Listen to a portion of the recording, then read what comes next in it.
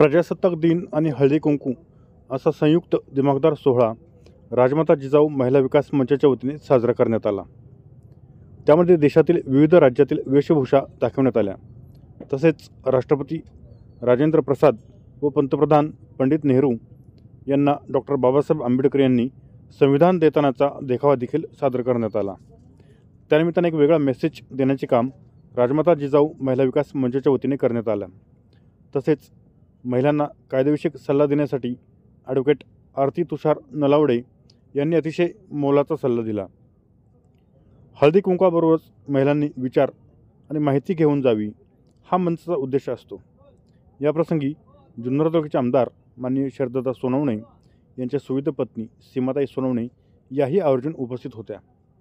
त्यांनीही महिलांना चांगले मार्गदर्शन केले आणि महिलांच्या रोजगारासाठी प्रयत्न करणार असल्याचे त्यांनी सांगितले। या कार्यक्रमाला महिलांची उपस्थिती लक्षणीय होती।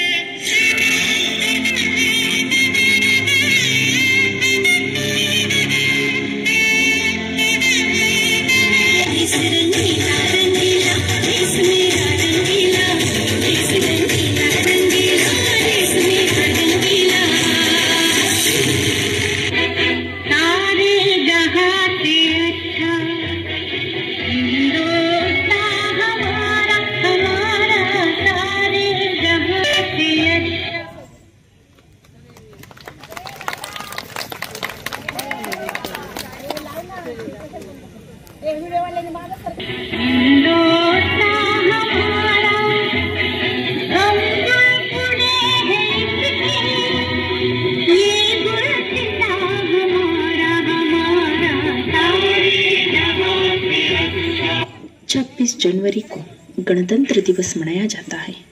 इस दिन भारत का संविधान लागू हुआ था। यह दिन किसी विशेष धर्म, जाति या संप्रदाय से न जुड़कर राष्ट्रीयता से जुड़ा है। 26 नवंबर 1949 को संविधान समिति के अध्यक्ष डॉक्टर भीमराव अंबेडकर ने संविधान सभा के अध्यक्ष डॉक्टर राजेंद्र प्रसाद को देश का संविधान सौंपा। इसलिए 26 नवंबर को संविधान दिन मनाया जाता है और इस 26 जनवरी के दिन भारत का संविधान लागू हुआ था, इसलिए 26 जनवरी को गणतंत्र दिवस मनाया जाता है।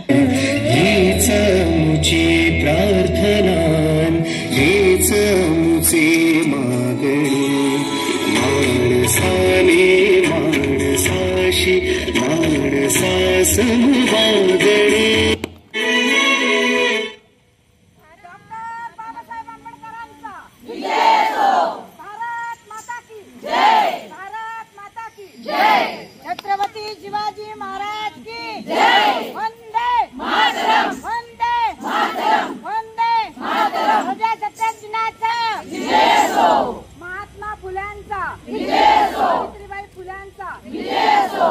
धन्यवाद। तुम्ही सगळेजण शांत बसा। वेगवेगळ्या आगळ्या पद्धतीने महिलांनी साजरा करावा असे आम्ही तो आम्ही केलाय। सीमाताईच्या करते आपण आता मंचावर काम तर पुढे व्यवस्थित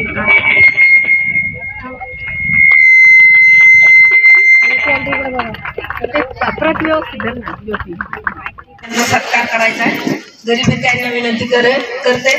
खरं तर मंचामध्ये खूप बाया आहेत, सगळ्यांना चान्स देता येत नाही, तर मग 30-35 बाया पाहुण्या म्हणून बोलायला लागतील, प्रत्येकीच्या हाताने सत्कार करावा लागेल.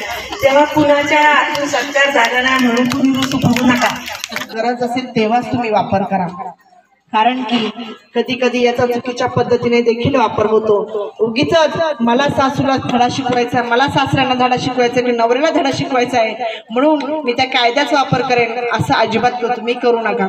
तर मग काय कायदे आहेत बरं महिलांसाठी? तर सर्व महिलांनी जर पेन असेल की मोबाईल असेल तर त्यामध्ये 1091 हा एक हेल्पलाईन नंबर आहे, लक्षात घ्या. 1091 हा हेल्पलाईन नंबर आहे. त्याच्यावरती जर तुमच्या सासूने तुम्हाला साधी शिवी दिली, सासरे जर काही तुम्हाला बोलले, पतीने तुमच्यावरती अन्याय केला, तुमची मुलगी बाहेर असेल, 4 मुलांनी तुमच्या मुलीला छेडला असेल, बाहेर कोणी त्याला शिवीगाळ केली असेल की तुम्हा मुलीला शिवीगाळ केली असेल, तर लपून का होईना तुम्ही 1091 या मोबाईलवरती तुम्ही कॉल केला तर तुम्हाला तातडीची मदत मिळू शकते, तुमची कंप्लेंट दाखल होऊ शकते. त्याच्यानंतर महिलांसाठी हा जो काही हेल्पलाईन नंबर आहे तो धमकी, तुम्हाला कोणी घाबरत असेल, शिवीगाळ करत असेल तर त्यासाठी आहे. जर 125 CRPC जो काही CRPCचा 125 जे काही सेक्शन आहे त्याच्यामध्ये पोटगी, ज्याला आपण म्हणतो मेंटेनन्स, तर ही पोटगी आपल्याला कशी, आता तुम्ही मला माहिती आहे हा जो काही विषय आहे तो एकदम मन लावून तुम्ही ऐकणार आहात, परंतु तुम्ही ऐका पण त्याचं अनुकरणही करा, आणि जर त्याचा खरंच तुम्हाला होण्यासारखा असेल वापर तर तुम्ही तो करा, परंतु जर गरज नसेल तर मात्र याचं तुम्ही अजिबातही अनुकरण म्हणजे आकलन करू नका. तर असं आहे, पोटगी आपल्याला नवऱ्याकडनं मिळत असते, बरोबर. नवरा आपल्याला पोटगी देतो, परंतु ती केव्हा, जेव्हा खरंच आपल्यावरती अन्याय होतो, आपण सासर सोडून ज्यावेळेस माहेरी राहायला जातो, माहेरी गेल्यानंतर आपल्याबरोबर आपली मुलं असतील किंवा काय असतील, आपल्या महिन्याचा जो काही खर्च आहे, इतर ज्या काही गोष्टी आहेत, जर पुरुष किंवा तो नवरा केपेबल असेल तितके पैसे देण्यासाठी, तर आपण त्या पतीकडनं पोटगी मागू शकतो. जर तो पतीच जर मजूर असेल आणि जर तुम्ही जर वरच्या पोस्टला असेल तर कायदा असाही आहे की पती देखील पत्नीकडे मेंटेनन्ससाठी म्हणजे तो मागू शकतो. त्याच्यामुळे असं काही नाही, आपल्याला तर तो राईट आहे, परंतु जर पती जर मजुरी करत असेल किंवा काही वेगळं काम करत असेल म्हणजे खालचं थोडंसं, तर आपणही त्याला पोटगी देऊ शकतो किंवा तोही मागू शकतो. नंतर 1091 ला कॉल करून तुम्ही डोमेस्टिक व्हायलन्स साठी सुद्धा तुम्ही कंप्लेंट देऊ शकता, आणि महिला अधिकारी त्यावेळेस तुमच्या घरी येतील. ज्यावेळेस मी 1091 या नंबरवरती तुम्ही कॉल केला तर लेडीज जी काही पोलीस आहे अधिकारी ते तुमच्या घरी येतील, तुमची लेखी कंप्लेंट लिहून घेतील आणि तुम्हाला त्या बाबतीत तुम्हाला न्याय मिळू शकेल डोमेस्टिक व्हायलन्ससाठी.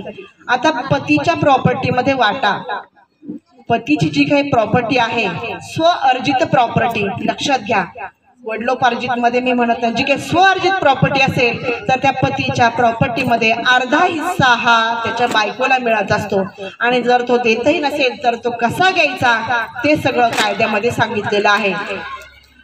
त्यानंतर वडिलांच्या प्रॉपर्टीमध्ये वाटा, आपण सासरी राहतो, आधी काय होत होतं की जुन्या 1955 साली किंवा 50 सालापर्यंत आपल्याला आपल्या वडिलांच्या प्रॉपर्टीमध्ये वाटा मिळत नव्हता मिळत, परंतु 2005 पासून असं झालेलं आहे की वडिलांच्या प्रॉपर्टीत वाटा आहे. आधी स्वअर्जित प्रॉपर्टीमध्ये वाटा मिळत होता, परंतु वडिलांची प्रॉपर्टी वडिलोपार्जित प्रॉपर्टी जरी असेल तरी त्याही प्रॉपर्टीमध्ये तुम्हाला समसमान वाटा आहे. तुम्हाला 4 भाऊ असतील, तुम्ही 5वे असाल तर त्या 4 भावांचा हिस्सा आणि तुमचा हिस्सा तुम्हाला हा त्याच्यामध्ये मिळणार आहे. लक्षात ठेवा, स्वअर्जित प्रॉपर्टीमध्ये देखील आणि वडिलोपार्जित प्रॉपर्टीमध्ये देखील, हे कुणाच्या, वडिलांच्या. परंतु आपण अजिबात त्यांच्या प्रॉपर्टीवर डोळा ठेवू नये. मी तर या मताची आहे, सरळ साधा आपण आपला बाय देऊन टाकायचा की मला तुमच्या प्रॉपर्टीतलं काहीच नको, जेणेकरून दिवाळीच्या दिवशी, रक्षाबंधनाच्या दिवशी आपण मानाने आणि गर्वाने आपल्या माहेरी जाऊ शकू. सासरचे लोक जर हुंडा मागत असतील तर असतातही असेल, आता कमी झालंय. माझ्या बरोबर जी एक मुलगी आलेला आहे ती इथली नाहीये, ती बाहेरची मुलगी आहे. येता येता तिने मला सांगितलं की मेरे इधर ना बहुत हुंडा मांगते, बहुत मांगते. तिला मी सांगितलं बाई तू टेन्शन घेऊ नको, तर मी कायदे सांगते, तू फक्त त्याचा वापर कर. अजून तिचं लग्न झालेलं नाहीये, पण जर सासरची मंडळी जर हुंडा मागत असेल तर आधी काय व्हायचं, तर हुंडा मागणाऱ्यांचं जरी आपण नाव सांगितलं पोलिसांना तर डायरेक्ट पोलीस यायचे आणि ते अटक करून घेऊन जायचे. पण या गोष्टी फार व्हायला लागल्या, इतक्या गोष्टी व्हायला लागल्या की कारण नसताना सुद्धा पोलिसांना फोन जायला लागले की बाबा हे हुंडा मागतात, आणि कारण नसताना नवरा सासू सासरे हे जेलमध्ये राहायला लागले. तर आता त्याच्यामध्ये सुधारणा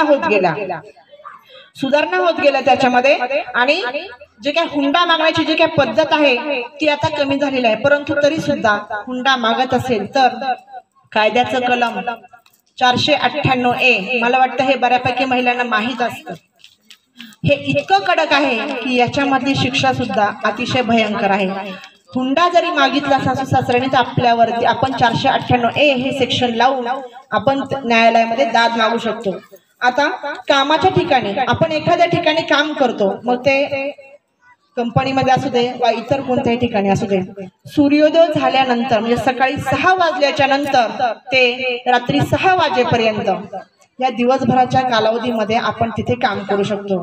तुमच्या बॉसने किंवा कोणी तुम्हाला फोर्स केला की तुला 6च्या आधीच यायचंय तर तुम्ही त्याच्या विरुद्ध कंप्लेंट करू शकता. त्याने सांगितलं की तुला 7 नंतर यायचंय तरी देखील तुम्ही कंप्लेंट करू शकता. आता बऱ्याच महिला म्हणतील की पुण्यामध्ये अशा कंपनीमध्ये तर नाईट पण चालते, परंतु हे त्या महिलांना माहीत नाही. काय होतं की कामाच्या ठिकाणी लैंगिक छळ जर झाला तर लैंगिक छळ प्रतिबंध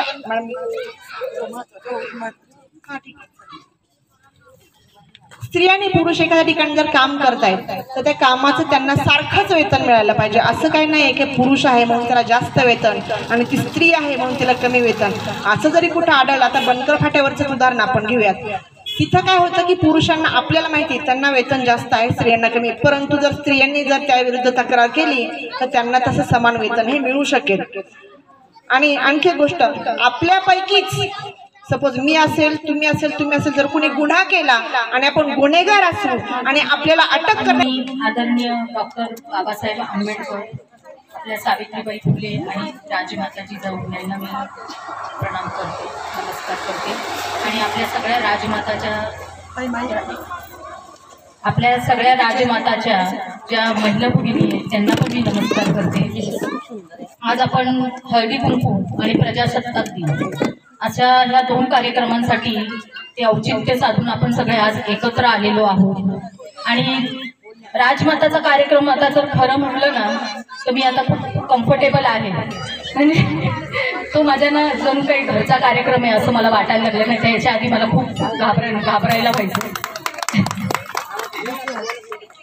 आणि खरंच जसं त्या म्हणाल्या, अलकाताई आपल्याला जसं म्हणाल्या की हळदी कुंकू म्हणजे केवळ एक हळदी कुंकू नाही तर खरंच एक विचार आहे. आणि हा विचारच खरंच खूप छान वाटलं. आपल्या ह्या ॲडव्होकेट आरतीताई नलावडे यांनी जो कायद्याविषयी माहिती दिली, आणि फक्त महिलांच्या कायद्याविषयी माहिती नसून नात्यांविषयी माहिती दिली आणि आपण कसं वागायचं ह्या सगळ्या गोष्टींची त्यांनी खूप छान सांगड घातलेली आहे. आणि खूप गोष्टी अशा मनाला पटलेल्या आहेत ज्या थोड्याशा आपल्याला कधी कधी आपल्याच प्रश्नांची उत्तरं मिळतात. असा हा आजचा ह्या आरतीताईंचा सुद्धा कार्यक्रम झालाय. प्रत्येक वेळेस राजमाता जिजाऊ मंच हा एक वेगवेगळा कन्सेप्ट घेऊन नेहमी येतो की ज्याच्यातून आपल्याला बरीचशी काही माहिती मिळते, आपल्या स्वतःमध्ये ज्ञानार्जन होतं की बऱ्याचशा गोष्टी आपल्याला स्वतःलाही माहिती नसतात आणि ह्या कार्यक्रमामध्ये येऊन ते आपल्याला त्याच्यातून ज्ञान मिळतं, एक छान विचार मिळतो. म्हणून ह्या राजमाता आपल्या महिला भगिनींचं आणि जे आपल्या अलकाताई आहेत आणि त्यांचे जे सगळे सहकारी मैत्रिणी, ज्या आमच्या सुद्धा सगळ्या सहकारी मैत्रिणी, आपल्या ॲडव्होकेट आरतीताई नलावडे म्हणजे ह्यांनी इथे बोलवल्याबद्दल, मान सन्मान दिल्याबद्दल मी त्यांचे सगळ्यांचे मी आभार मानते.